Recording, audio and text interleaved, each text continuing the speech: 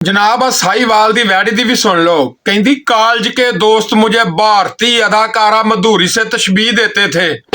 ओए आंटी दमूरी ओ बल्कि आंटी गैर जरूरी। इदां दियां आंटियां जड़ियां ना 10 रुपए दी मूली खा के 13,000 दे परफ्यूम दा बेड़ा गर्क कर दिंदियां मैं।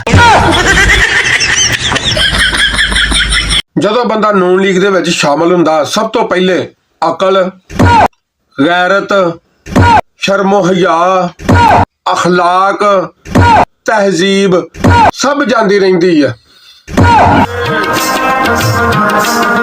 ਸੱਚ ਲਿਖਿਆ ਵਾ ਜਾਰਜ ਬੁਸ਼ ਨੇ ਆਪਣੀ ਕਿਤਾਬ ਦੇ ਵਿੱਚ ਕਿ ਪੈਰ ਦੀ ਮੋਚ ਤੇ ਨੂਨ ਲੀਗ ਦੀ ਗੰਦੀ ਸੋਚ ਕਦੀ ਮੁਲਕ ਨੂੰ ਅੱਗੇ ਨਹੀਂ ਵਧਣ ਦੇਗੀ। ਲਓ ਵੀਰ ਜੀ, ਕੱਲ ਮੈਂ ਸਵੇਰ ਉੱਠ ਕੇ ਨਾ ਆਪਣਾ ਰਕਸ਼ਾ ਸਾਫ਼ ਕਰ ਰਿਹਾ ਤੇ ਮੇਰੇ ਇੱਕ ਮਹੱਲੇ ਦਾ ਪਟਵਾਰੀ ਜਿਹੜਾ ਨਾ ਦੁੱਧ ਲੈਣ ਲਈ ਗੁਜ਼ਰ ਰਿਹਾ, ਉਹਨੂੰ ਕੋਈ ਮਹੱਲੇ ਦੇ ਵਿੱਚ ਮੂੰਹ ਤੇ ਲਾਉਂਦਾ ਨਹੀਂ ਤੇ ਹੁਣ ਮੇਰੇ ਲਾਗੇ ਆਣ ਕੇ ਕੀ ਕਹਿ ਰਿਹਾ। ਇਹ ਭਲਾ ਲੋਕੀ ਖੱਪ ਪਾਉਣ ਡਏ ਆ ਵੀ ਨਵਾਜ਼ ਸ਼ਰੀਫ ਨੇ ਤੇਲ ਸਸਤਾ ਕਰ ਦਿੱਤਾ।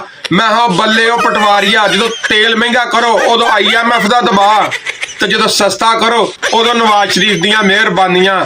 ਲੱਖ ਤੁਹਾਡੇ ਉੱਤੇ। ਆਹੋ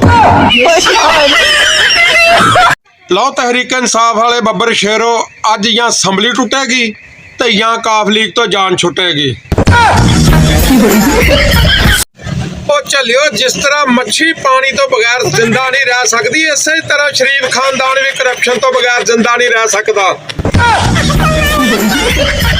इमरान खान जब सांस लेता है तो ऑक्सीजन का बहुत ज्यादा इस्तेमाल करता है। मेरी इलेक्शन कमीशन से दरखास्त है कि इमरान खान को इस बात पर नाअहल किया जाए। इंसाफियों को सलाम, पटवारियों को नमस्कार। पाकिस्तान में हुई घटना, गड़ी गड़ी गड़ी, ये गड़ी पाकिस्तानी मशीयत थी। ये गड़ी पाकिस्तान की एक्सपोर्ट की रीढ़ की हड्डी थी। ये गड़ी पाकिस्तान में होती तो आज पाकिस्तान दुनिया के पहले नंबर पर होता। इसी गड़ी की वजह से हमने जरदारी के पेट से लूटा हुआ माल निकालना था। इसी गड़ी की मदद से हमने इंडिया पर हमला करना था और कश्मीर आजाद करवाना था।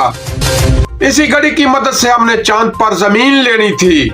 इसी गड़ी की मदद से हमने अवाम को दौलत से नहलाना था।